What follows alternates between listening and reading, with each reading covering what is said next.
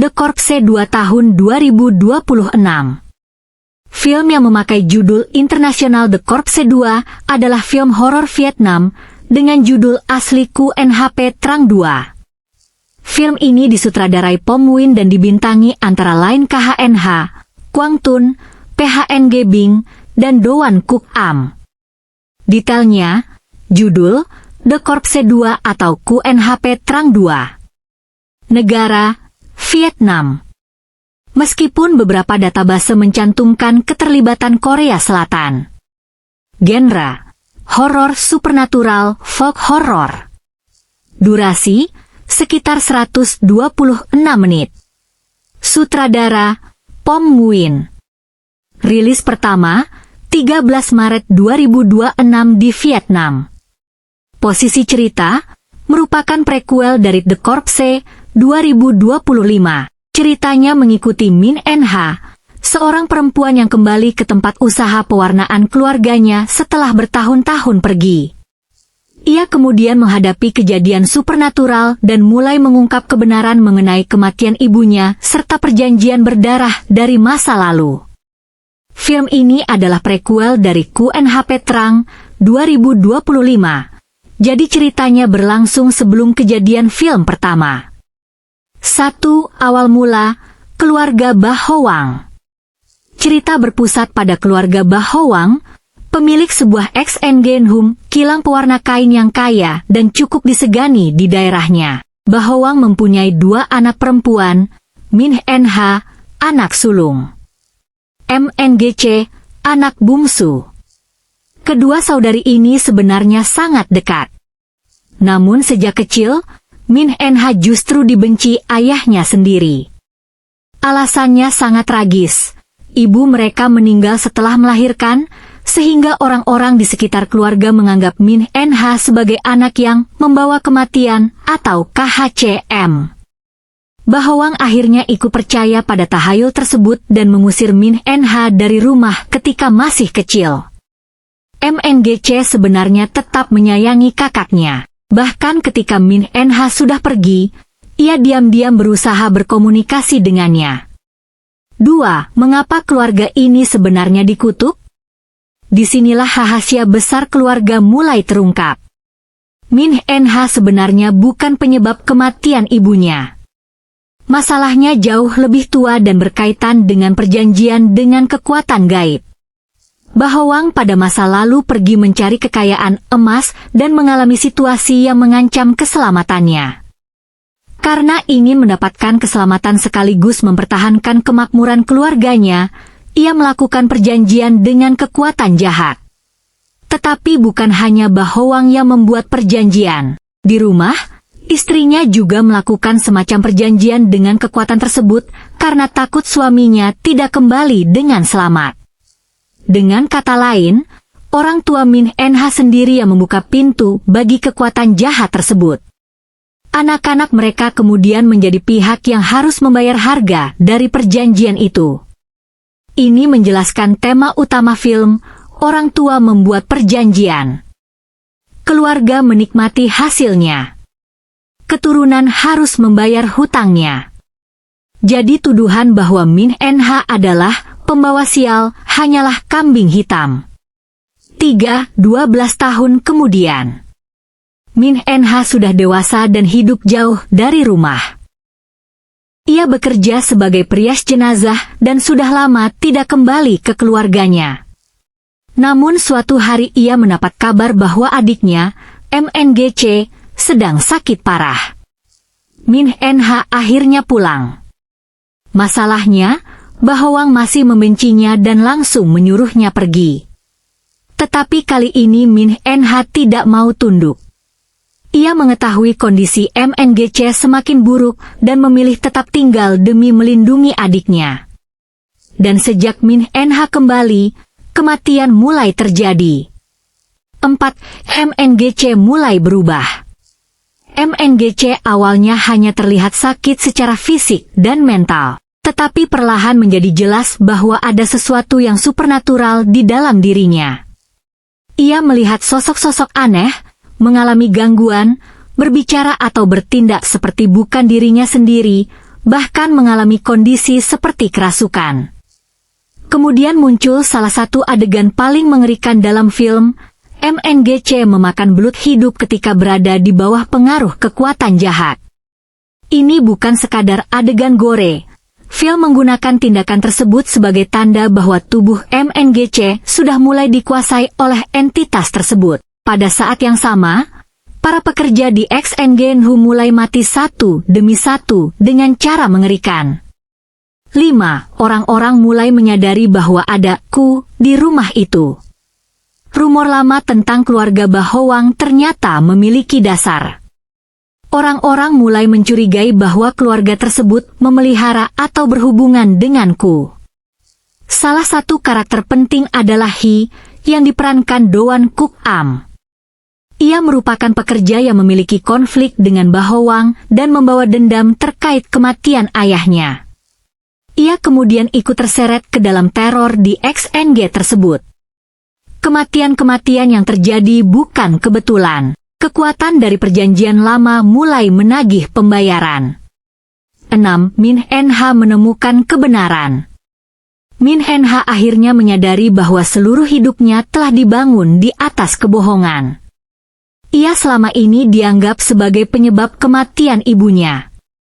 Padahal, Min NH tidak membunuh ibunya.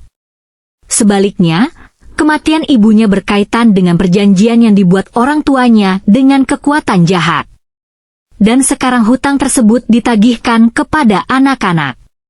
Ini juga menjelaskan mengapa Bahowang begitu keras terhadap Min NH. Ia tidak hanya membenci putrinya karena tahayul, ada rasa takut dan rasa bersalah yang berkaitan dengan rahasia masa lalu keluarganya. 7. Tragisnya MNGC. MNGC akhirnya menjadi salah satu korban terbesar dari perjanjian tersebut.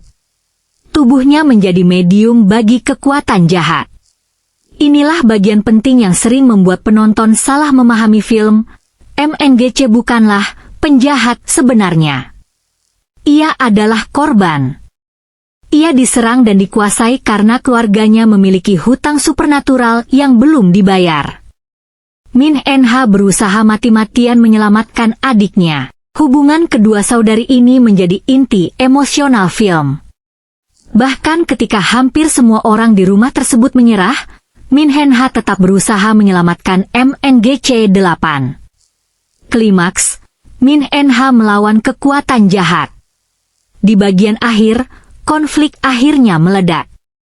Rahasia tentang perjanjian keluarga terbongkar dan Min NH harus menghadapi kekuatan yang selama ini menghantui keluarganya.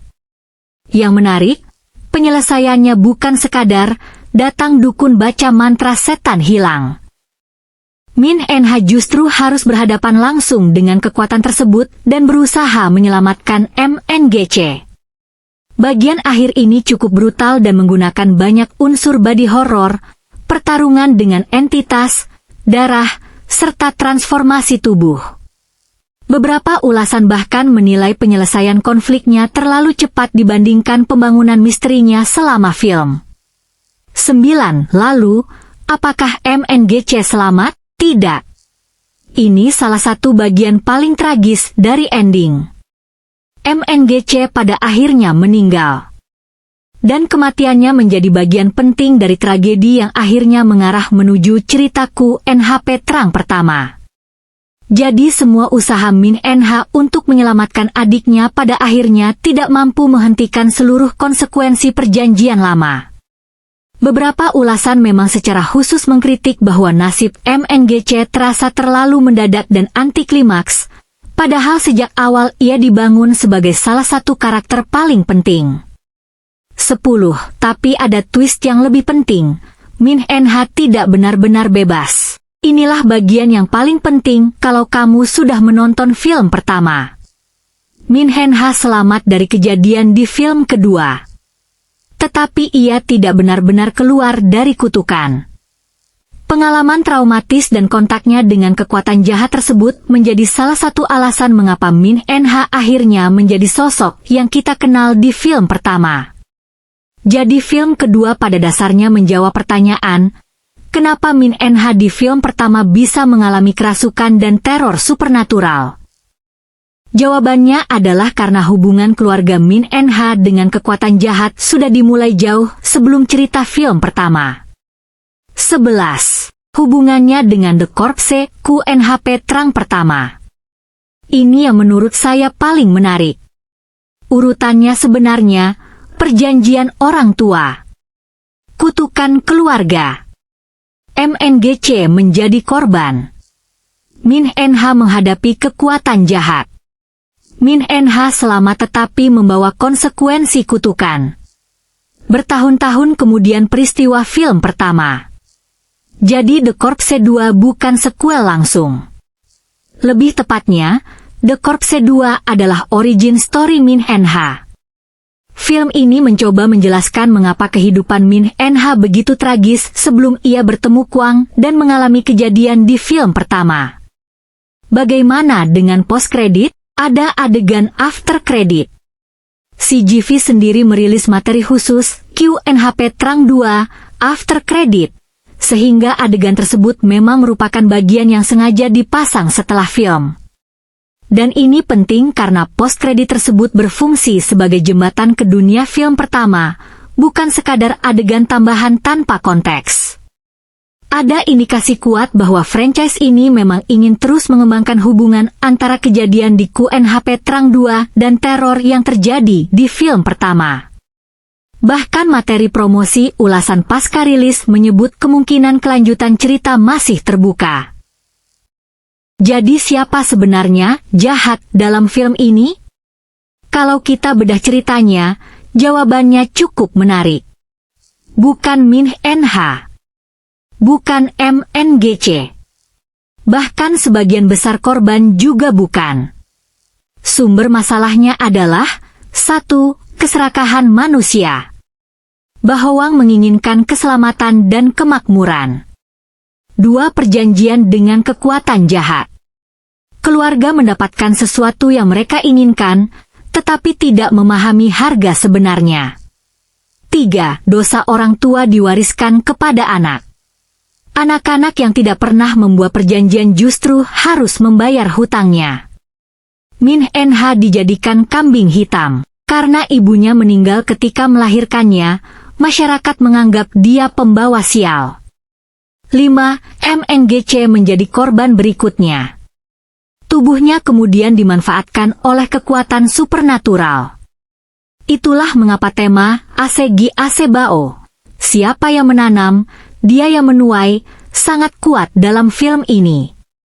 Kesimpulan ending dalam satu kalimat. The Corpse 2 berakhir dengan terungkapnya bahwa kutukan Min NH bukan berasal dari dirinya, melainkan dari perjanjian gelap yang dibuat keluarganya. MNGC menjadi korban dan meninggal, sementara Min NH selamat tetapi tidak pernah benar-benar terbebas dari kutukan, yang kemudian menjadi jembatan menuju peristiwa The Corpse pertama. Dan menurut saya, kalau kamu sudah menonton film pertama, justru film kedua menjadi jauh lebih menarik, karena banyak tindakan dan nasib Min NH di film pertama terasa berbeda setelah mengetahui masa lalunya.